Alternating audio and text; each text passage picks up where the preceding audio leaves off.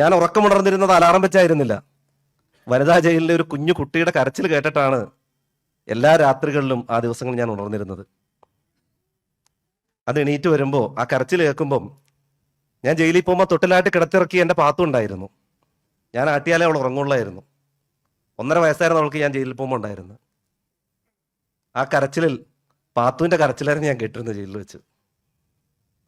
2019 ശേഷമുള്ള ആദ്യത്തെ കോഴിക്കോട് വരവിൽ കോയ സാഹിബിനെ കാണാൻ വേണ്ടി അവിടെ പോയപ്പോൾ ഒരു നോമ്പ് ദിവസമായിരുന്നു. റമദാൻ്റെ 1-ാം ദിവസമായിരുന്നു ഞാൻ കോയ സാഹിബിനെ കാണാൻ പോയത്. അന്ന് സംസാരിച്ചു കൊണ്ടിരിക്കുക കോയ സാഹിബ് പറഞ്ഞു, നമുക്ക് ചായ കുടിച്ചിട്ട് വരാം എന്ന് പറഞ്ഞു. ഒരു തമാശയായിട്ടാണ് നമ്മൾ മനസ്സിലാക്കി. നോമ്പ് ദിവസമാണല്ലോ, നോമ്പിൻ്റെ 1ആണല്ലോ. രണ്ടാമതും കോയ സാഹിബ് പറഞ്ഞു, നമുക്ക് ചായ കുടിച്ചിട്ട് വരാം.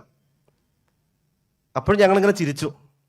കുറച്ചും കൂടെ സംസാരിച്ചു കഴിഞ്ഞ് കോയ സാഹിബ് എണീറ്റ് നിന്നിട്ട് പറഞ്ഞു, ചായ കുടിച്ചിട്ട് വരാം എന്ന് പറയും. തോടെ കേട്ടപ്പോൾ കോയ സാഹിബിന് പറഞ്ഞു, കോയ സാഹിബ് റമദാൻ 1അല്ലേ, നിങ്ങളെ കണ്ടപ്പോൾ അതെല്ലാം മറന്നുപോയി എന്ന് കോയ സാഹിബ് പറയുണ്ടായി. അന്ന് കോയ സാഹിബ് പറഞ്ഞു, പുസ്തകം എഴുതണമെന്ന് പറഞ്ഞു, ജയിലനുഭവം എഴുതണമെന്ന്. ആദ്യമായി എന്നോടൊരു ആവശ്യം ഉന്നയിച്ച കോയ സാഹിബാണ്. ആ കോയ സാഹിബ് ഇന്ന് ജയിലിലാണ്. പ്രായത്തിൻ്റെതായ പല പ്രശ്നങ്ങളും അദ്ദേഹത്തെ അലട്ടുന്നുണ്ട്. ജയിലിൽ പോകുന്നതിൻ്റെ കുറച്ച് മാസങ്ങൾക്ക് മുമ്പാണ് ഈ അബൂബക്കർ സാഹിബിനെ രോഗാവസ്ഥയിൽ കഴിഞ്ഞ് ഈ അബൂബക്കർ സാഹിബിനെ കാണാൻ ഞാനും മജീദ് സാഹിബും കൂടെ പോകുന്നത്. അവിടെ പോയി വീട്ടിൽ നിന്ന് പോകാൻ അബു സാഹിബ് സമ്മതിക്കുന്നില്ല. പഴയ സിമിക്കാലമൊക്കെ പറഞ്ഞ് ഇങ്ങനെ ഞങ്ങൾ കഥ പറഞ്ഞിരിക്കുക. അപ്പോൾ അബു സാഹിബ് പറഞ്ഞു, ഒറ്റ സങ്കടമുണ്ട് ഈ ജീവിതത്തിൽ. അള്ളാഹുവിൻ്റെ മാർഗത്തിൽ ഒരു പരീക്ഷണവും ഈ നാൾ വരെ ഉണ്ടായിട്ടില്ല. ഇത്രയും വലിയ സംഘടനയൊക്കെ ഉണ്ടാക്കി സിമിക്കാലത്ത് ജീവിച്ചു. അള്ളാഹുവിൻ്റെ പേരിൽ ഒരു പരിക്ക് പോലും ഏക്കാതെ മരിച്ചു പോകേണ്ടി വരുമല്ലോ എന്നുള്ള സങ്കടത്തിലാണ് ഞാനുള്ളത് എന്ന് അബു സാഹിബ് പറഞ്ഞു. ഒന്ന് ജയിലിൽ പോകണമെന്നുള്ള ആഗ്രഹം അബു സാഹിബ് പങ്കുവച്ചു. അബു സാഹിബിൻ്റെ ആഗ്രഹം പോലെ അബു സാഹിബ് പറഞ്ഞതാണ്, ഇത്രയും വലിയ സംഘടന ഉണ്ടാക്കിയിട്ട് ഒരു ത്യാഗം ഇല്ലാതെ പോയതാണ് ഞങ്ങളുടെ നേതാവെന്ന് ആളുകൾ കുറ്റപ്പെടുത്തുമല്ലോ എന്ന്. അബു സാഹിബ് ഇപ്പോൾ ജയിലിലാണ്. ഷിബിലിയും ഷാദിലയുടെ അനുഭവം കഴിഞ്ഞ ആഴ്ച ഞാൻ സോൾഡാറ്റിയുടെ പ്രോഗ്രാമിൽ ഞാൻ പറഞ്ഞു. കഴിഞ്ഞ ആഴ്ചയുടെ 2-3 ദിവസം മുമ്പാണ് സഹോദരൻ ഷിബിലിയുടെ പെങ്ങൾ, അതായത് എൻ്റെ വൈഫിന് ഒരു കത്തയക്കുന്നത്. ഭോപ്പാലിലെ സെൻട്രൽ ജയിലിൽ നിന്ന് ക്രൂരമായ പീഡനങ്ങളൊക്കെ ഏറ്റുവാങ്ങുന്ന സഹോദരൻ ഷിബിലിയുടെ കത്ത്. ആ കത്തിങ്ങനെ വായിച്ചു പോകുമ്പോൾ ഞാൻ സോൾഡാറ്റിയുടെ നേതൃത്വത്തോട് പറഞ്ഞു, തർബിയത്തിന് വേറെ ഒരു പുസ്തകവും നമ്മൾ വായിക്കേണ്ട, ഷിബിലിയുടെ കത്ത് മാത്രം വായിച്ചാൽ മതി. ഷിബിലി ആ കത്തിൽ എനിക്ക് എഴുതി, അളിയന് വേണ്ടി എന്ന് പറഞ്ഞ ഒരു പാരഗ്രാഫ് എഴുതിയിട്ട് പറഞ്ഞു, അളിയൻ രാവിലെയും വൈകുന്നേരവുമുള്ള പ്രാർത്ഥനകൾ, സ്ഥിരമായ പ്രാർത്ഥനകൾ ഒഴിവാക്കരുത്. അവസാനിപ്പിക്കുകയാണ്. സഹോദരൻ ഷിബിലിയുടെ കത്ത് വായിക്കുമ്പോൾ അദ്ദേഹം ഏതോ സൗകര്യങ്ങളിൽ ഇരുന്നുകൊണ്ട് എഴുതുന്ന കത്തായിട്ട് പലപ്പോഴും തോന്നാറുണ്ട്. ഗൾഫിലിരുന്നൊക്കെ അയക്കുന്ന ഒരു കത്ത് പോലെ. പക്ഷെ നമുക്കറിയാം, ഏകാന്ത തടവിൽ 23 മണിക്കൂറും ജയിലിലെ ഏകാന്ത സെല്ലിലാണ് ഷിബിലിയും ഷാദിലിയും അൻസാറൊക്കെ കഴിയുന്നത്. മുസ്ലിങ്ങളുടെ, പ്രത്യേകിച്ച് കേരളത്തിലെ മുസ്ലിങ്ങളുടെ ജയിൽ ജീവിതത്തിലെ ആദ്യത്തെ ആളൊന്നുമല്ല ഞാനെന്ന് നിങ്ങൾക്കറിയാം. ജയിൽ ജീവിതത്തിൻ്റെ അടയാളപ്പെടുത്തലുകൾ എവിടെയും ഉണ്ടായിട്ടില്ല എന്നുള്ളത് കൊണ്ടാണ് ഈ പുസ്തകം ഇത്രയേറെ സ്വീകരിക്കപ്പെടുന്നത് എന്നാണ് ഞാൻ മനസ്സിലാക്കുന്നത്. 2006 പാനായിക്കുളം സംഭവം നടക്കുന്നത്. പോലീസ് പിടിച്ച് ഞങ്ങൾ ജയിലിലായി. ആദ്യത്തെ കോടതി വരവിലാണ്, കോടതിയിലേക്കുള്ള കൊണ്ടുപോകുന്നതിനിടയിലാണ്, എൻ്റെ 26ാമത്തെ വയസ്സിലാണ് ഞാൻ ജയിലിൽ പോകുന്നത്. 17 വയസ്സുള്ള സാലിയായിരുന്നു ആ കേസിലെ ഏറ്റവും ചെറിയ പ്രായത്തിലുള്ളയാൾ. 26 വയസ്സുള്ള ഞാനായിരുന്നു അതിലെ ഏറ്റവും മുതിർന്നയാൾ. റഷീദ് മൗലയുടെ പ്രായം എനിക്കറിയില്ല, ബാക്കിയുള്ളവർ.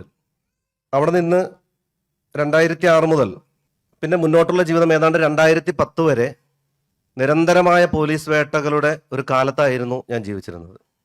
അത് ഞാൻ പുസ്തകത്തിൽ പറയുന്നുണ്ട് പലതും. കോഴിക്കോട് മിഠായി തെരുവിൽ തീപിടുത്തം ഉണ്ടായതിന് എന്നെ പോലീസ് പിടിച്ചുകൊണ്ട് വന്നിട്ടുണ്ട്. എറണാകുളം കളക്ടറേറ്റിൽ സ്ഫോടനം നടന്നതിനും എന്നെ പോലീസ് പിടിച്ചുകൊണ്ട് പോയിട്ടുണ്ട്. അങ്ങനെ 2010 വരെ നീണ്ടു നിൽക്കുന്ന നിരന്തരമായ വേട്ടയാടലുകളുടെ കാലം. ഇപ്പോഴൊക്കെ പോലീസ് പിടിച്ചുകൊണ്ട് പോകുമ്പോൾ നിയമത്തിൽ അങ്ങനെ ഉണ്ടല്ലോ ഇങ്ങനെ ഉണ്ടല്ലോ എന്നൊക്കെ സംസാരിക്കാൻ അങ്ങനെ അവസരമുണ്ടല്ലോ, ജനാധിപത്യ രാജ്യമല്ലേ എന്നൊക്കെ ചിന്തിക്കുന്ന ആളുകൾ ഇപ്പോഴും നമ്മുടെ രാജ്യത്ത് ജീവിക്കുന്നുണ്ട്. എന്തിനാണ് പിടിച്ചുകൊണ്ട് പോകുന്നത് എന്ന് ഞാൻ ചോദിച്ചപ്പോൾ രാത്രി 2 മണിക്ക് വീട് വളഞ്ഞ് പിടിച്ചുകൊണ്ട് പോകുമ്പോൾ പോലീസുകാരൻ എന്നോട് ചോദിച്ചത്, അതറിഞ്ഞാലേ നീ വരുവുള്ളൂ എന്നാണ് ചോദിച്ചത്. അപ്പം നമ്മുടെ സ്വാതന്ത്ര്യവും ജനാധിപത്യവും സമത്വവും നിയമവാഴ്ചയും ഒക്കെ നിലനിൽക്കുന്നുണ്ട് എന്ന് കരുതുന്ന ഒരു പ്രദേശത്ത്, ഒരു രാജ്യത്ത് നട്ടപ്പാതിരയ്ക്ക് വീട്ടിൽ നിന്ന് പിടിച്ചുകൊണ്ടുപോകുമ്പോൾ പോലും നിനക്കത് അറിയണമല്ലേ എന്ന് ചോദിക്കുന്ന പോലീസുകാരന്റെ നാടാണ് ഈ കേരളമെന്ന് ഇത് അനുഭവിച്ച ആളുകളില്ലാതെ പിന്നെ ആരാണ് പറയുക? അതിനുശേഷം 2010 ശേഷം NIA ഈ കേസ് ഏറ്റെടുത്തോടു കൂടിയാണ് സത്യത്തിൽ ഒരു തലവേദന ഒഴിഞ്ഞു കിട്ടിയത്. കാരണം ലോക്കൽ പോലീസ്, NIA എന്ന് പറയുന്ന ആദരിക്കപ്പെടേണ്ടയും ആരാധിക്കപ്പെടേണ്ട ബന്ധമാണ് എന്ന് കേരള പോലീസിന് തോന്നലുള്ളത് കൊണ്ട് അവർ പിടിച്ചൊരു കേസിൽ ഇനി ഞങ്ങളായിട്ട് ഇനി ഒന്നും ചെയ്യണ്ടല്ലോ എന്നതിൽ നിന്നാണ് ആദ്യത്തെ സമാധാനം ശരിക്കും ഉണ്ടാകുന്നത് 2010 ശേഷം. പിന്നെ ആ കാലം തുടങ്ങി ആക്ടിവിസ്റ്റുകളുടെയും വ്യക്തികളും സംഘടനകളുടെയും മനുഷ്യാവകാശ പ്രസ്ഥാനങ്ങളുടെയൊക്കെ ഇടപെടലുകൾ, പ്രത്യേകമായി സോളിഡാരിറ്റി യൂത്ത് മൂവ്മെന്റിന്റെ നിരന്തരമായ പരിപാടികൾ, ഇതിലൂടെയൊക്കെ മറികടന്നതാണ് യഥാർത്ഥത്തിൽ ഈ നമ്മൾ ഇന്ന് കാണുന്ന ഈ ഭയത്തിന്റെ അംശം എന്ന് നമ്മൾ മനസ്സിലാക്കേണ്ടതുണ്ട്. 2006 ജയിലിലേക്ക് പോകുമ്പോൾ എൻ്റെ കൂടെയുള്ള എൻ്റെ സുഹൃത്തുക്കളോട് ഞാൻ പറഞ്ഞത്, 2006 2015 പറഞ്ഞത് ഒരേ കാര്യമാണെന്ന് ഞാൻ ഇപ്പോഴും ഓർക്കുകയാണ്. അള്ളാഹു തീരുമാനിച്ചിട്ടാണ് നമ്മൾ ഓരോരുത്തരും ജയിലിലേക്ക് വന്നിട്ടുള്ളത്. ഇവിടെ നിന്ന് പുറത്തിറങ്ങണമെങ്കിൽ അള്ളാഹ് അല്ലാതെ മറ്റാര് വിചാരിച്ചാലും സാധിക്കുകയില്ല എന്ന ഉറപ്പ് നമ്മൾ ആദ്യം തന്നെ നമ്മൾ തീരുമാനിക്കുക. അകത്തെത്തിക്കാൻ കഴിഞ്ഞാൽ അള്ളാഹുവിന് മാത്രമേ നമ്മൾ ഇവിടുന്ന് പുറത്തെത്തിക്കാൻ കഴിയുള്ളൂ. വിടണ്ടെന്ന് ഭരണകൂടം തീരുമാനിച്ചാലും അള്ളാഹ് തീരുമാനിച്ചാൽ പുറത്തുപോയേ പറ്റുള്ളൂ. വിടാൻ ഇനി മുഴുവൻ ശക്തികളും ഭരണകൂടങ്ങളും തീരുമാനിച്ചാലും അള്ളാഹ് പോണ്ടാന്നാണ് തീരുമാനിച്ചിട്ടുള്ളതെങ്കിൽ നമുക്ക് പുറത്തിറങ്ങാൻ കഴിയുക. ഈ ബോധത്തോടുകൂടെ ജയിലിലെ ദിവസങ്ങളെ എണ്ണി തീർക്കണമെന്നാണ് ഏറ്റവും പ്രായം ചെന്ന ആളെന്ന് നിലയ്ക്കാണെന്ന് അവരോട് പറഞ്ഞത്. ജയിൽ ജീവിതം യഥാർത്ഥത്തിൽ ഞങ്ങളുടെ ഒരു ആഘോഷമായിരുന്നു. 2015 മുതലുള്ള ജയിൽവാസം ഞങ്ങൾ ആഘോഷിക്കുകയായിരുന്നു. അത് ഞാനോ പാനായിക്കുളം കേസിലുള്ളവരോ മാത്രമല്ല, കൈവെട്ട് കേസിൽ ജയിലിൽ കഴിയുന്നവരും നാറാത്ത് കേസിൽ കഴിയുന്നവരും ഒക്കെ ജയിലിലെ അന്നത്തെ ഒരു ആനന്ദത്തിന്റെ സൂചിക അളന്നു നോക്കിയാൽ, ചിലർക്ക് ഞങ്ങളോട് ചോദിക്കാറുണ്ടായിരുന്നു, പോലീസ് പിടിച്ചുകൊണ്ട് ഇങ്ങനെ അനന്തമായ കാലം കൊണ്ടിട്ടിട്ടും എന്തിനാണ് നിങ്ങൾ ഇങ്ങനെ ചിരിച്ചുകൊണ്ട് നടക്കുന്നത് എന്ന് ചോദിച്ച തടവുകാർ ഞങ്ങളുടെ മുമ്പിലുണ്ടായിരുന്നു. അവർക്കൊക്കെ സങ്കടം വരുമ്പോൾ, അവർക്കൊക്കെ വിഷമം വരുമ്പോൾ സങ്കടം പറയാൻ വന്നുകൊണ്ടിരുന്നത് ഞങ്ങളുടെയൊക്കെ അടുത്തായിരുന്നു. അത് ഏതെങ്കിലും വ്യക്തികളുടേതല്ല. എന്തുകൊണ്ടാണ് ഈ പുസ്തകം ഒരു വ്യക്തി കേന്ദ്രീകൃതമായി പോകാതിരുന്നത് എന്ന് ഹുസൈൻ സാഹിബ് ഈ പുസ്തകത്തിന്റെ ആദ്യ വായനയിൽ എന്നോട് ചോദിച്ചു. നാസിക് സാഹിബ്, പുസ്തകത്തിന് ഒരു കുറവുണ്ട്, അതിൽ നിങ്ങളില്ല എന്ന് പറഞ്ഞു. സെയിം അനുഭവമാണ് എൻ്റെ പ്രിയപ്പെട്ട അർഷദ് സാഹിബും പുസ്തകം വായിച്ചതിന് ശേഷം ചോദിച്ചത്. ഈ പുസ്തകത്തിൽ നിങ്ങൾ എവിടെയും ഇല്ല എന്ന് പറയുണ്ടായി. പ്രിയപ്പെട്ടവരെ, ഇത് എൻ്റെ മാത്രം ജീവിതമല്ല, ഞാൻ മാത്രമല്ല ജയിലിൽ ജീവിച്ചത്. ഒരുപക്ഷെ എനിക്ക് കുറച്ചുകൂടി സന്തോഷങ്ങൾ മറ്റുള്ളവരെക്കാൾ കൂടുതൽ കിട്ടിയിട്ടുണ്ടാകാൻ സാധ്യതയുണ്ട് എന്ന് ഞാൻ മനസ്സിലാക്കുന്നുണ്ട്. പ്രസംഗിച്ചതിനാണ് എന്നെ പോലീസ് പിടിച്ചുകൊണ്ടുപോയത്. പക്ഷെ ജയിൽ പള്ളിയിലെ ഹത്തീബായിരുന്നു ഞാൻ. ജയിലിലെ മനുഷ്യരോട് അവരുടെ ഭാഷയിൽ അവരനുഭവിക്കുന്ന പ്രശ്നങ്ങളെ സംവദിക്കാൻ കഴിയുന്ന അവരുടെ ഹത്തീബായിരുന്നു പലപ്പോഴും ഞാൻ. ചിലർക്കൊക്കെ ഞാൻ അവരുടെ മുഫ്തിയായിരുന്നു. മതപരമായ വിഷയങ്ങളിൽ അവർക്ക് പ്രശ്നങ്ങൾ നേരിടുമ്പോൾ ജയിലിനകത്ത് മാത്രമല്ല, അവർ ജയിലിന് പുറത്തു വന്നിട്ടും ഫത്വ ചോദിച്ച് എന്നെ വിളിക്കാറുണ്ട്. എൻ്റെ യോഗ്യതയൊന്നും അറിഞ്ഞിട്ടല്ല, എനിക്ക് എന്തെങ്കിലും യോഗ്യത ഈ വിഷയത്തിലുണ്ടോ എന്ന് അവരാരും പരതിയിട്ടുമില്ല. പക്ഷെ അവർക്കൊക്കെ ഈ മതവിധി കൊടുക്കാൻ ഇപ്പോഴും എന്നെ വിളിക്കുന്ന എൻ്റെ പ്രിയപ്പെട്ട സുഹൃത്തുക്കളുണ്ട്. ഇത് തടവുകാർ മാത്രം അനുഭവിച്ച ഒരു കാലമല്ല. ജയിലിലെ ഉദ്യോഗസ്ഥർക്കും സത്യത്തിൽ അവരും ഞങ്ങളോട് ഇത് പങ്കുവച്ചിട്ടുണ്ട്. ജയിലിൽ മുമ്പും പിമ്പും ഇങ്ങനെ ഒരു കാലം ഉണ്ടായിട്ടില്ലെന്ന്. അങ്ങനെ ജയിൽ ദിവസങ്ങളെ, ഏതാണ്ട് 3.5 വർഷം നീണ്ടു നിൽക്കുന്ന ജയിൽ കാലത്തെ അള്ളാഹ് തീരുമാനിച്ചാൽ മാത്രമാണ് അകത്തെത്തുന്നതെന്നും അള്ളാഹ് തീരുമാനിച്ചാലേ പുറത്തെത്താൻ കഴിയുകയുള്ളൂ എന്നും ഞങ്ങൾ തീരുമാനിച്ചതിന്റെ അടിസ്ഥാനത്തിലാണ് പ്രിയപ്പെട്ടവരെ ഞങ്ങൾക്കത് ആസ്വദിക്കാൻ കഴിഞ്ഞത്. ഞങ്ങൾ ആ ദിവസത്തെ സന്തോഷപൂർവ്വം കൊണ്ടാടിയത്. അപ്പോഴും ഞങ്ങൾക്ക് സങ്കടമില്ലാത്തത് കൊണ്ടല്ല. ഞങ്ങളുടെ ഉള്ളിൽ ഞങ്ങളുടെ സങ്കടങ്ങളൊക്കെ രാത്രിയുടെ യാമങ്ങളിൽ ഞങ്ങൾ പടച്ചവനോട് കരഞ്ഞു തീർത്തിട്ടുണ്ട്, സങ്കടപ്പെട്ടിട്ടുണ്ട്. ജയിലിലെ C ബ്ലോക്കിലാണ് ഞാൻ കിടന്നിരുന്നത്. അതിൻ്റെ തൊട്ടടുത്ത് D ബ്ലോക്ക് കഴിഞ്ഞാൽ വനിതാ ജയിലാണ്. 4 മണിക്ക് ഞാൻ ഉറക്കമുണർന്നിരുന്നത് അലാറം വെച്ചായിരുന്നില്ല. വനിതാ ജയിലിലെ ഒരു കുഞ്ഞു കുട്ടിയുടെ കരച്ചിൽ കേട്ടിട്ടാണ് എല്ലാ രാത്രികളിലും ആ ദിവസങ്ങളിൽ ഞാൻ ഉണർന്നിരുന്നത്. അത് എണീറ്റ് വരുമ്പോൾ ആ കരച്ചിൽ കേൾക്കുമ്പം, ഞാൻ ജയിലിൽ പോകുമ്പോൾ തൊട്ടിലായിട്ട് കിടത്തിറക്കി എൻ്റെ പാത്തു ഉണ്ടായിരുന്നു. ഞാൻ ആട്ടിയാലേ അവൾ ഉറങ്ങുള്ളായിരുന്നു. 1.5 വയസ്സായിരുന്നു അവൾക്ക് ഞാൻ ജയിലിൽ പോകുമ്പോൾ ഉണ്ടായിരുന്നു. ആ കരച്ചിലിൽ പാത്തുവിൻ്റെ കരച്ചിലായിരുന്നു ഞാൻ കേട്ടിരുന്നത് ജയിലിൽ വെച്ച്. എന്നിട്ട് നിങ്ങൾ ആ പുസ്തകം വായിച്ചപ്പോൾ നിങ്ങൾക്ക് മനസ്സിലായിട്ടുണ്ടാവും, ഫ്രീഡം മെലഡി എന്ന് പറയുന്ന മ്യൂസിക് ട്രൂപ്പ് ഞങ്ങൾ ജയിലിൽ തുടങ്ങുന്നത്. അങ്ങനെ സെൻട്രൽ ജയിലിൽ നിന്ന് അന്നത്തെ ജയിൽ DGP പറഞ്ഞു, ജയിലിലെ വിവിധ കോമ്പൗണ്ടിലുള്ള മറ്റ് ജയിലുകളിൽ കൂടി ഈ പ്രോഗ്രാം പോയി അവതരിപ്പിച്ചോളാൻ പറഞ്ഞു. 3 മണിക്കൂർ നീളുന്ന ഒരു ഷോ ആയിരുന്നു ഞങ്ങൾ ഈ ഫ്രീഡം മെലഡിയുടെ പ്രോഗ്രാം എന്ന് പറയുന്നത്. വനിതാ ജയിലിൽ പോയി നിന്ന് തടവുകാരോട് ഞാൻ ഈ അനുഭവം പറഞ്ഞു. അന്ന് ആങ്കറായിട്ട് ഞാനാണ് പോയിക്കൊണ്ടിരുന്ന പ്രോഗ്രാമിൽ. കരഞ്ഞുകൊണ്ടിരുന്ന ആ കുട്ടിയുടെ കരച്ചിൽ ഞാൻ അവരോട് പറഞ്ഞു. റസൂലുള്ളാഹി സ്വല്ലല്ലാഹു അലൈഹി വസല്ലമയുടെ ബന്ദികളാക്കപ്പെട്ട ആളുകളുടെ കരച്ചിൽ കേട്ട് ഉറങ്ങാൻ കഴിയാതിരുന്ന റസൂലിന്റെ രോദനത്തെക്കുറിച്ച് പറഞ്ഞപ്പോൾ മുമ്പിലിരുന്ന ഒരു സ്ത്രീയുടെ തട്ടം അവർ തലയിലേക്ക് കയറ്റിയിട്ട് ഞാനൊരു വിശ്വാസിനിയാണ് എന്ന ബോധ്യത്തോടുകൂടി അവർ തട്ടം തലയിലേറ്റ് കയറ്റിയിടുന്ന അനുഭവം എനിക്കുണ്ടായിട്ടുണ്ട്. പ്രിയപ്പെട്ടവരെ, സങ്കടങ്ങൾ മുഴുവൻ മാറ്റിവെച്ച് മറ്റുള്ളവരുടെ പ്രശ്നങ്ങളെ ഇടപെടാൻ ഞങ്ങൾക്ക് അന്ന് കഴിഞ്ഞു. ഇപ്പോൾ ഈ സ്റ്റേജിൽ കയറിയതിന് ശേഷം എനിക്കൊരു കോള് വന്നു. തിരുവനന്തപുരത്തെ തുറന്ന ജയിലിൽ നിന്നാണ് ആ കോള് വന്നത്. ജയിൽ ഉദ്യോഗസ്ഥൻ്റെ അനുവാദം വാങ്ങി ആണ് ആ വിളി വന്നത്. റംലാനാകുന്നു റാസിഖ് ഭായി, ഞങ്ങൾ കുറച്ച് നോമ്പുകാരുണ്ട്, റംലാനിലേക്ക് ഫുഡ് വേണം, അപ്പോൾ അതിന് വേണ്ട എന്തെങ്കിലുമൊക്കെ ഹെൽപ്പ് നിങ്ങളായിട്ട് ചെയ്യണം. ഞാൻ പറയും, എന്താ ചെയ്യേണ്ടത്? അല്ല, ബുദ്ധിമുട്ടിക്കാൻ വേണ്ടി വിളിച്ചതല്ല, എന്തെങ്കിലും ചെയ്യണമെന്ന ആ കോളിനാണ് ഞാൻ ഈ സ്റ്റേജിൽ നിന്നൊന്ന് പുറത്തേക്ക് ഇറങ്ങിപ്പോയത്. ആരുടെ കോളാണെന്ന് മനസ്സിലായിട്ടല്ല ഞാൻ ഇറങ്ങിപ്പോയത്. പക്ഷേ പുറത്തിറങ്ങിപ്പോയപ്പോൾ ആ കോള് വന്നത് ജയിലിൽ നിന്നായിരുന്നു. വിയൂർ ജയിലിൽ ഞങ്ങളുള്ളപ്പോൾ സോളിഡാരിറ്റിയുടെ പ്രവർത്തകർ ഒരിക്കൽ ഞങ്ങളെ കാണാൻ വന്നിരുന്നു. റംലാൻ വരികയല്ലേ, ജയിലിലേക്ക് ഈ വർഷത്തെ നോമ്പുകാലം ഞങ്ങൾ ഏറ്റെടുക്കാൻ അങ്ങോട്ട് തീരുമാനിച്ചിട്ടുണ്ട്, എന്താണ് ചെയ്യേണ്ടത് എന്ന് ചോദിച്ചായിരുന്നു സോളിഡാരിറ്റിയുടെ നേതാക്കൾ വന്നത്. ഞങ്ങൾ അവരോട് പറഞ്ഞു, അകത്ത് പോപ്പുലർ ഫണ്ടുകാരുണ്ട്, മുൻ സിമിക്കാരുണ്ട്, ജയിലിൽ ഈ വർഷത്തെ നോമ്പുകാലം ഏതായാലും ആഘോഷമാക്കാൻ ഞങ്ങൾ തന്നെ തീരുമാനിച്ചിട്ടുണ്ട്. അതുകൊണ്ട് നിങ്ങൾക്ക് ചെയ്യാൻ പറ്റുന്ന ഒരു പ്രവൃത്തി, പുറത്തുള്ള ചില കുടുംബങ്ങളുടെ ലിസ്റ്റ് ഞങ്ങൾ തരാം, ജയിലിൽ കഴിയുന്ന ഞങ്ങളെപ്പോലെയൊന്നും അല്ലാതെ വന്ന് ജയിലിൽ കഴിയുന്ന മനുഷ്യന്മാരുടെ കുടുംബങ്ങളുടെ ലിസ്റ്റ് തരാം, കഴിയുമെങ്കിൽ അവർക്ക് നിങ്ങൾ ഫുഡ് എത്തിച്ചു കൊടുത്താൽ സന്തോഷമായിരുന്നു എന്ന് പറഞ്ഞപ്പോൾ ആ വർഷം സോൾഡാറ്റിയുടെ നേതാക്കൾ ആ വീടുകളിലൊക്കെ ഭക്ഷണ കിറ്റ് എത്തിച്ചു കൊടുത്തു.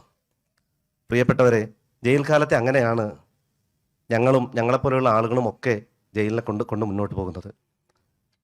ഒരുപക്ഷെ ഏറ്റവും ആനന്ദകരമായ ഒരു ജയിൽ കാലത്തിന് സാഹചര്യമുണ്ടാക്കിയത് ഈ കേരളത്തിൻ്റെ ചുറ്റുപാടായിരിക്കാം. പക്ഷെ അവരെ മാത്രമല്ല നമ്മൾ ഓർക്കേണ്ടത്. ഈ പുസ്തകം വായിക്കുമ്പോൾ ഓർക്കേണ്ട കുറേ മനുഷ്യന്മാരുണ്ട്. പ്രിയപ്പെട്ടവരെ, നമ്മുടെ ഈ ഏതാനും വാരം അടുത്താണ് കോഴിക്കോട് ഇസ്ലാമിക് യൂത്ത് സെൻറ്റർ. ജയിലിൽ നിന്നിറങ്ങിയ ആദ്യത്തെ 2019 ശേഷമുള്ള ആദ്യത്തെ കോഴിക്കോട് വരവിൽ കോയ സാഹിബിനെ കാണാൻ വേണ്ടി അവിടെ പോയപ്പോൾ ഒരു നോമ്പ് ദിവസമായിരുന്നു, റംസാൻ്റെ 1-ാം ദിവസമായിരുന്നു ഞാൻ കോയ സാഹിബിനെ കാണാൻ പോയത്. അന്ന് സംസാരിച്ചു കൊണ്ടിരിക്കുക കോയ സാഹിബ് പറഞ്ഞു, നമുക്ക് ചായ കുടിച്ചിട്ട് വരാം എന്ന് പറഞ്ഞു. ഒരു തമാശയായിട്ടാണ് നമ്മൾ മനസ്സിലാക്കിയത്, നോമ്പ് ദിവസമാണല്ലോ, നോമ്പിൻ്റെ ഒന്നാണല്ലോ. രണ്ടാമതും കോയ സാഹിബ് പറഞ്ഞു, നമുക്ക് ചായ കുടിച്ചിട്ട് വരാം. അപ്പോഴും ഞങ്ങളിങ്ങനെ ചിരിച്ചു. കുറച്ചും കൂടെ സംസാരിച്ചു കഴിഞ്ഞാൽ കോയ സാഹിബ് എണീറ്റ് നിന്നിട്ട് പറഞ്ഞു, ചായ കുടിച്ചിട്ട് വരാം എന്ന് പറയും. തോടെ കേട്ടപ്പോൾ കോയ സാഹിബിന് പറഞ്ഞു, കോയ സാഹിബ് റംസാൻ ഒന്നല്ലേ, നിങ്ങളെ കണ്ടപ്പോൾ അതെല്ലാം മറന്നുപോയി എന്ന് കോയ സാഹിബ് പറയുണ്ടായി. അന്ന് കോയ സാഹിബ് പറഞ്ഞു, പുസ്തകം എഴുതണമെന്ന് പറഞ്ഞു, ജയിലനുഭവം എഴുതണമെന്ന്. ആദ്യമായി എന്നോടൊരു ആവശ്യം ഉന്നയിച്ച കോയ സാഹിബാണ്. ആ കോയ സാഹിബ് ഇന്ന് ജയിലിലാണ്. പ്രായത്തിൻ്റെതായ പല പ്രശ്നങ്ങളും അദ്ദേഹത്തെ അലട്ടുന്നുണ്ട്.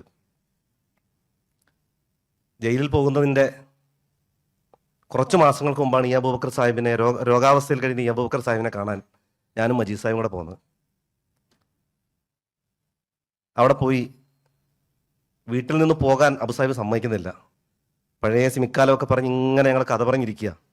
അപ്പോൾ അബു സാഹിബ് പറഞ്ഞു, ഒറ്റ സങ്കടമുണ്ട് ഈ ജീവിതത്തിൽ, അള്ളാഹുവിൻ്റെ മാർഗത്തിൽ ഒരു പരീക്ഷണവും ഈ നാൾ വരെ ഉണ്ടായിട്ടില്ല. ഇത്രയും വലിയ സംഘടനയൊക്കെ ഉണ്ടാക്കി സിമിക്കാലത്ത് ജീവിച്ചു, അള്ളാഹുവിൻ്റെ പേരിൽ ഒരു പരിക്ക് പോലും ഏക്കാതെ മരിച്ചു പോകേണ്ടി വരുമല്ലോ എന്നുള്ള സങ്കടത്തിലാണ് ഞാനുള്ളത് എന്ന് അബു സാഹിബ് പറഞ്ഞു.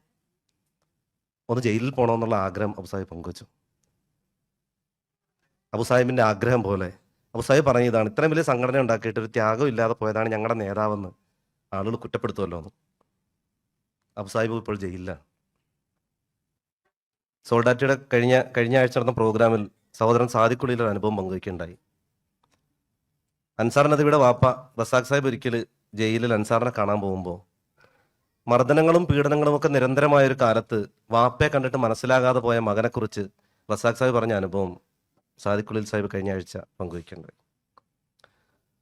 പ്രിയപ്പെട്ടവരെ, നമ്മുടെയൊക്കെ നിരന്തരമായ പ്രാർത്ഥനകളിൽ ഒരുപക്ഷെ നമ്മളൊക്കെ സ്വതന്ത്രരായി പുറത്തു നിൽക്കുന്നത് ചില നല്ല മനുഷ്യന്മാർ ജയിലിനകത്ത് കിടക്കുന്നതുകൊണ്ടാണ്. അവരുടെ ത്യാഗങ്ങളും അവരുടെ പ്രാർത്ഥനകളും അചഞ്ചലമായി അള്ളാഹുവിനോടുള്ള അവരുടെ സാമീപ്യവും ഒക്കെ ആണ്, അത്തരക്കാരുടെ പ്രാർത്ഥനകളുമൊക്കെയാണ് നമ്മുടെയൊക്കെ സമാധാനപരമായ ജീവിതം എന്ന് നമ്മൾ തിരിച്ചറിയണം. പേരെടുത്ത് പറയാത്തവരാണ് അധികവും. നസ്രുദ്ദീൻ സാഹിബ്, അതുപോലെ രൂപേഷ്. ഒരിക്കൽ ജയിൽ സൂപ്രണ്ട് ജയിൽ കോമ്പൗണ്ടിൽ വെച്ച് പരേഡിനിറങ്ങിയ സമയത്ത് ഒരു ദിവസം രൂപേഷിനെ എന്നെ വിളിച്ചിട്ട് പറഞ്ഞു, എനിക്കെതിരെ ഊമക്കത്തുകൾ രൂപേഷും റാസിക്കും എഴുതിയിടുന്നുണ്ട് എന്നൊരു പരാതി ഞാൻ കേട്ടിട്ടുണ്ട് എന്ന് പറഞ്ഞപ്പോൾ രൂപേഷ് പറഞ്ഞു, പറയാനുള്ളത് നേരെ പറഞ്ഞ് മാത്രമേ ശീലമുള്ളൂ, വ്യാജ പേരിൽ എഴുതിയിടേണ്ട ആവശ്യം ഞങ്ങൾക്കില്ല എന്ന് പറഞ്ഞ് ഞാൻ ഓർക്കുകയാണ്. പ്രിയപ്പെട്ടവരെ, നമ്മുടെ നിലപാടും നമ്മുടെ രാഷ്ട്രീയവും നമ്മുടെ ആശയവും ഒക്കെ അത് നമുക്ക് അകത്തും പുറത്തുമൊക്കെ ഒരുപോലെ പറയാനുള്ള ഒന്നാണ് എന്ന് തിരിച്ചറിഞ്ഞിടത്താണ് യഥാർത്ഥത്തിൽ നമ്മുടെ അതിജീവനത്തിലുള്ള വഴികൾ നമുക്ക് തുറന്നു വരുന്നത്. തടവറക്കാലത്തിൻ്റെ അനുഭവം ഒരാളുടെ അനുഭവമല്ല എന്ന് ഞാൻ പറഞ്ഞു ആദ്യമേ. ഒരുപാട് മനുഷ്യർ, ഈ സദസ്സിൽ പോലും ചില ആളുകളുണ്ട്. ആ മനുഷ്യന്മാരുടെയൊക്കെ ജീവിതത്തെ കൂട്ടിച്ചേർത്ത് പിടിച്ചുകൊണ്ടാണ് ഈ പുസ്തകം എഴുതിയത്. ഞങ്ങളുടെ കൂട്ടത്തിൽ ഏറ്റവും ദരിദ്രനായിരുന്ന ഒരാൾ, നിസാർ എന്ന് പറയുന്ന സഹോദരൻ, ഈ പുസ്തകം എഴുതുന്നതിന് മുന്നോടിയായിട്ട് ചില കാര്യങ്ങൾ അദ്ദേഹത്തോട് സംസാരിക്കാൻ ചെന്നപ്പോഴാണ് ജീവിതത്തിൽ ആദ്യമായി അദ്ദേഹം മറച്ചുവെച്ച ഒരു രഹസ്യം എന്നോട് പറയുന്നത്. ഏതാണ്ട് 1 മാസത്തെ ജയിൽ ജീവിതത്തിന് ശേഷം തിരിച്ചു വന്ന്, മീൻപിടുത്തക്കാരനാണ് സഹോദരൻ, വള്ളത്തിൽ പോയി മീൻ പിടിക്കുന്ന ആളാണ്. വള്ളം എടുത്ത് മീൻ പിടിക്കാൻ പോകാമെന്ന് കരുതി വള്ളത്തിനടുത്തേക്ക് ചെന്നപ്പോഴാണ് വിലപിടിപ്പുള്ള ഏതാണ്ട് 10-15,000 രൂപ വിലയുള്ള വല മുഴുവൻ കത്തിച്ച് കളഞ്ഞതായി കണ്ടത്. ഒരു വിഷമവും ഇതുവരെ ആരോടും പങ്കുവയ്ക്കാതിരുന്ന ആ സഹോദരൻ ആദ്യമായി ആ അനുഭവം പുറത്തു പറയുകയാണെന്ന് പറഞ്ഞിട്ടാണ് പറഞ്ഞത്. ദരിദ്രനാണ്. അങ്ങനെയുള്ള ഒരുപാട് മനുഷ്യന്മാരുടെ ത്യാഗത്തിൻ്റെ ഓർമ്മകളും അനുഭവങ്ങളുമാണ് ഈ തടവറക്കാലം എന്ന് പറയുന്നത്. ഇത് നമ്മുടെ അതിജീവനത്തിനുള്ള ഒരു പാഠപുസ്തകമാകട്ടെ എന്ന് കരുതിയാണ് ഈ പുസ്തകം എഴുതിയത്. അത് കൂടുതൽ ഇനിയും ജനങ്ങളിലേക്ക് എത്തട്ടെ എന്ന് ആത്മാർത്ഥമായി ഞാൻ പ്രാർത്ഥിക്കുകയാണ്. ഈ വൈകിയ വേളയിൽ ജയിലിൽ കഴിയുന്ന ഓരോ ആളുകളെയും ഓർത്തുകൊണ്ട് ഒരു നോമ്പുകാലം കൂടി നമ്മുടെ മുമ്പിലേക്ക് വരുമ്പോൾ നമ്മുടെയൊക്കെ മനസ്സുകളിൽ, നമ്മുടെയൊക്കെ പ്രാർത്ഥനകളിൽ, ഒരുപക്ഷെ നിങ്ങളുടെയൊക്കെ പ്രാർത്ഥനകൾ കൊണ്ട് അതിജീവിച്ച ആളുകളിൽ ഒരാളാണ് ഞാൻ. ഇന്നലെ എൻ്റെ പ്രിയപ്പെട്ട സുഹൃത്ത്, നാറാത്ത് കേസിലുണ്ടായിരുന്ന ഹാഷിം, ഇന്നലെ രാത്രി വിളിക്കുമ്പോൾ ഹാഷിം പറഞ്ഞു, ജയിലിൽ കിടന്നതിൽ അസൂയുള്ള ഒരാൾ നിങ്ങൾ മാത്രമാണ് എനിക്ക് എന്ന് പറഞ്ഞു. എന്നോട് വലിയ തത്വങ്ങൾ പറയുന്ന ഒരാളാണ് സഹോദരൻ ഹാഷിം. എന്നിട്ട് ഹാഷിം പറഞ്ഞു, നിങ്ങൾ എന്തെങ്കിലും എഴുതിയിടുമ്പോൾ അതിൻ്റെ ഇടയിൽ വന്ന് ദുആ ചെയ്ത് ആമീൻ പറയുന്ന എത്ര മനുഷ്യന്മാരാണുള്ളത്, വേറെ ആർക്കെങ്കിലും കിട്ടുന്നുണ്ടോ ഇതെന്ന് ഹാഷിം ചോദിക്കുകയുണ്ടായി. പ്രിയപ്പെട്ടവരുടെ പ്രാർത്ഥനകളിൽ അതിജീവിക്കുന്ന, എല്ലാ കാലത്തും അതിനുവേണ്ടി അതിജീവിക്കുന്ന, അത് ആഗ്രഹിക്കുന്ന, വീട്ടാൻ പറ്റാത്ത കടമായി കൊണ്ടു നടക്കുന്ന ഒരാളാണ് ഞാൻ. നടക്കുന്ന വഴിയിലും പോകുന്ന വഴിയിലുമൊക്കെ ഇന്നിവിടെ വന്നപ്പോൾ തന്നെ പ്രിയപ്പെട്ട ചില സഹോദരങ്ങളെ കാണുകയുണ്ടായി. ജീവിതത്തിൽ ആദ്യമായി നിങ്ങളെ കാണാൻ വേണ്ടി വന്നതാണെന്ന് അവർ പറയുകയുണ്ടായി. ഞാനൊരു പ്രസംഗകനോ എഴുത്തുകാരനോ കേരളത്തിലെ ഏതെങ്കിലും മുസ്ലിം സംഘടനയുടെ നേതാവായതുകൊണ്ടാണോ അവരെന്നെ കാണാൻ വരുന്നതല്ല. ജയിലിൽ കിടന്നു എന്നതിൻ്റെ പേരിൽ മാത്രമാണ് ഈ ഉമ്മത്ത് എന്നെ സ്നേഹിക്കുന്നത്. അതുകൊണ്ട് ദുആയ്ക്ക് എപ്പോഴും ആവശ്യക്കാരനാണ് ഞാൻ. ജയിലിൽ കഴിയുന്ന മറ്റു സഹോദരങ്ങളും അതിനാവശ്യക്കാരാണ്. ഞാൻ അവസാനിപ്പിക്കുന്നു. പുസ്തകം എഴുതിയപ്പോൾ ഒരിക്കൽ പോലും ഞാൻ കരഞ്ഞില്ല.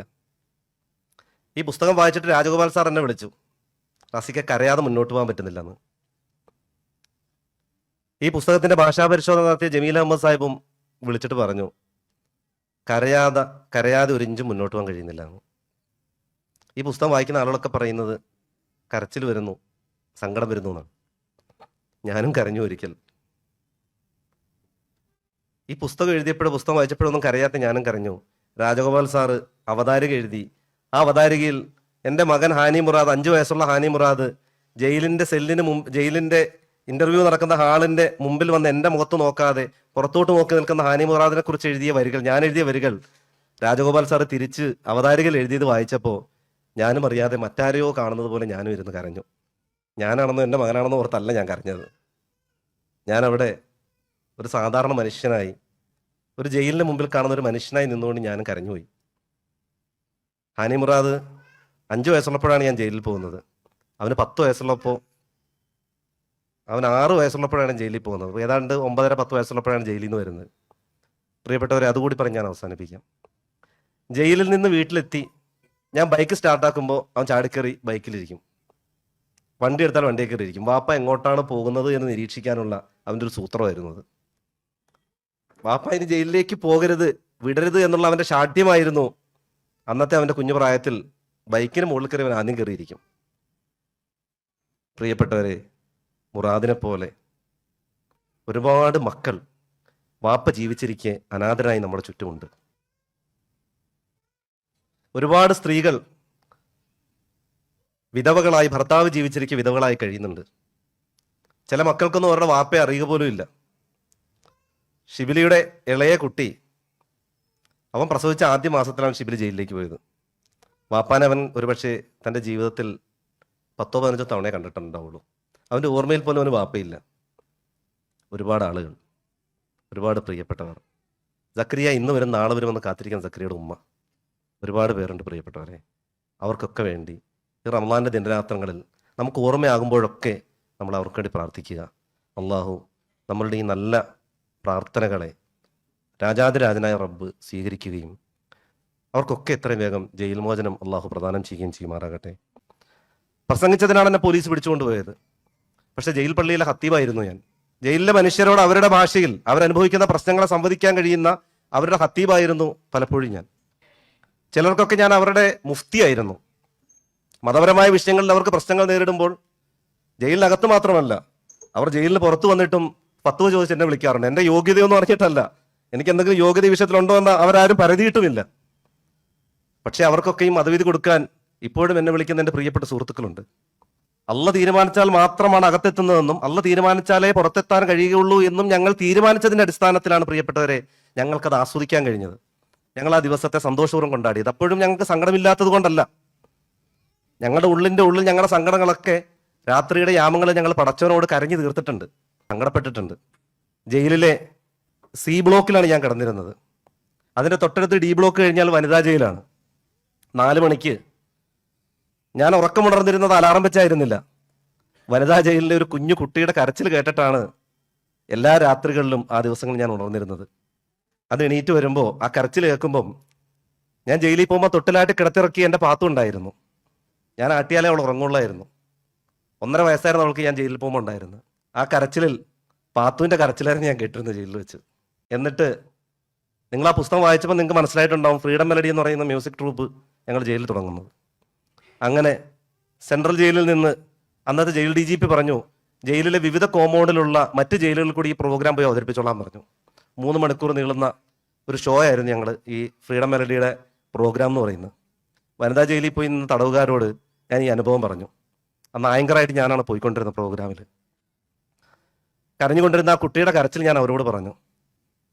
റസൂലുള്ളാഹി സ്വല്ലല്ലാഹു അലൈഹി വസല്ലമയുടെ ബന്ദികളാക്കപ്പെട്ട ആളുകളുടെ കരച്ചിൽ കേട്ട് ഉറങ്ങാൻ കഴിയാതിരുന്ന റസൂലിന്റെ രോദനത്തെക്കുറിച്ച് പറഞ്ഞപ്പോൾ മുമ്പിലിരുന്ന ഒരു സ്ത്രീയുടെ തട്ടം അവർ തലയിലേക്ക് കയറ്റിയിട്ട്, ഞാനൊരു വിശ്വാസിനിയാണ് എന്ന ബോധ്യത്തോടുകൂടി അവർ തട്ടം തലയിലേക്ക് കയറ്റിയിടുന്ന അനുഭവം എനിക്കുണ്ടായിട്ടുണ്ട്. പ്രിയപ്പെട്ടവരെ, സങ്കടങ്ങൾ മുഴുവൻ മാറ്റിവെച്ച് മറ്റുള്ളവരുടെ പ്രശ്നങ്ങളെ ഇടപെടാൻ ഞങ്ങൾക്ക് അന്ന് കഴിഞ്ഞു. ഇപ്പോൾ ഈ സ്റ്റേജിൽ കയറിയതിന് ശേഷം എനിക്കൊരു കോൾ വന്നു. തിരുവനന്തപുരത്തെ തുറന്ന ജയിലിൽ നിന്നാണ് ആ കോൾ വന്നത്. ജയിൽ ഉദ്യോഗസ്ഥൻ്റെ അനുവാദം വാങ്ങി ആണ് ആ വിളി വന്നത്. റംലാനാകുന്നു റാസിഖ് ഭായി, ഞങ്ങൾ കുറച്ച് നോമ്പുകാരുണ്ട്, റംലാനിലേക്ക് ഫുഡ് വേണം, അപ്പോൾ അതിന് വേണ്ട എന്തെങ്കിലുമൊക്കെ ഹെൽപ്പ് നിങ്ങളായിട്ട് ചെയ്യണം. ഞാൻ പറയും, ചെയ്യാൻ എന്താ ചെയ്യേണ്ടത്? അല്ല, ബുദ്ധിമുട്ടിക്കാൻ വേണ്ടി വിളിച്ചതല്ല, എന്തെങ്കിലും ചെയ്യണമെന്ന ആ കോളിനാണ് ഞാൻ ഈ സ്റ്റേജിൽ നിന്നൊന്ന് പുറത്തേക്ക് ഇറങ്ങിപ്പോയത്. ആരുടെ കോളാണെന്ന് മനസ്സിലായിട്ടല്ല ഞാൻ ഇറങ്ങിപ്പോയത്. പക്ഷേ പുറത്തിറങ്ങിപ്പോയപ്പോൾ ആ കോള് വന്നത് ജയിലിൽ നിന്നായിരുന്നു. വിയൂർ ജയിലിൽ ഞങ്ങളുള്ളപ്പോൾ സോളിഡാരിറ്റിയുടെ പ്രവർത്തകർ ഒരിക്കലും ഞങ്ങളെ കാണാൻ വന്നിരുന്നു. റംലാൻ വരികയല്ലേ, ജയിലിലേക്ക് ഈ വർഷത്തെ നോമ്പുകാലം ഞങ്ങൾ ഏറ്റെടുക്കാൻ അങ്ങോട്ട് തീരുമാനിച്ചിട്ടുണ്ട്, എന്താണ് ചെയ്യേണ്ടത് എന്ന് ചോദിച്ചായിരുന്നു സോളിഡാരിറ്റിയുടെ നേതാക്കൾ വന്നത്. ഞങ്ങൾ അവരോട് പറഞ്ഞു, അകത്ത് പോപ്പുലർ ഫണ്ടുകാരുണ്ട്, മുൻ സിമിക്കാരുണ്ട്, ജയിലിൽ ഈ വർഷത്തെ നോമ്പുകാലം ഏതായാലും ആഘോഷമാക്കാൻ ഞങ്ങൾ തന്നെ തീരുമാനിച്ചിട്ടുണ്ട്. അതുകൊണ്ട് നിങ്ങൾക്ക് ചെയ്യാൻ പറ്റുന്ന ഒരു പ്രവൃത്തി, പുറത്തുള്ള ചില കുടുംബങ്ങളുടെ ലിസ്റ്റ് ഞങ്ങൾ തരാം, ജയിലിൽ കഴിയുന്ന ഞങ്ങളെപ്പോലെയൊന്നും അല്ലാതെ വന്ന് ജയിലിൽ കഴിയുന്ന മനുഷ്യന്മാരുടെ കുടുംബങ്ങളുടെ ലിസ്റ്റ് തരാം, കഴിയുമെങ്കിൽ നിങ്ങൾക്ക് അവർക്ക് നിങ്ങൾ ഫുഡ് എത്തിച്ചു കൊടുത്താൽ സന്തോഷമായിരുന്നു എന്ന് പറഞ്ഞപ്പോൾ ആ വർഷം സോൾഡാറ്റിയുടെ നേതാക്കൾ ആ വീടുകളിലൊക്കെ ഭക്ഷണ കിറ്റ് എത്തിച്ചു കൊടുത്തു. പ്രിയപ്പെട്ടവരെ, ജയിൽ കാലത്തെ അങ്ങനെയാണ് ഞങ്ങളും ഞങ്ങളെപ്പോലെയുള്ള ആളുകളും ഒക്കെ ജയിലിനെ കൊണ്ട് മുന്നോട്ട് പോകുന്നത്.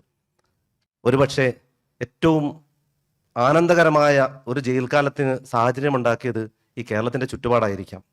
പക്ഷെ അവരെ മാത്രമല്ല നമ്മൾ ഓർക്കേണ്ടത്. ഈ പുസ്തകം വായിക്കുമ്പോൾ ഓർക്കേണ്ട കുറേ മനുഷ്യന്മാരുണ്ട്. പ്രിയപ്പെട്ടവരെ, നമ്മുടെ ഈ ഏതാനും വാരം അടുത്താണ് കോഴിക്കോട് ഇസ്ലാമിക് യൂത്ത് സെൻറ്റർ.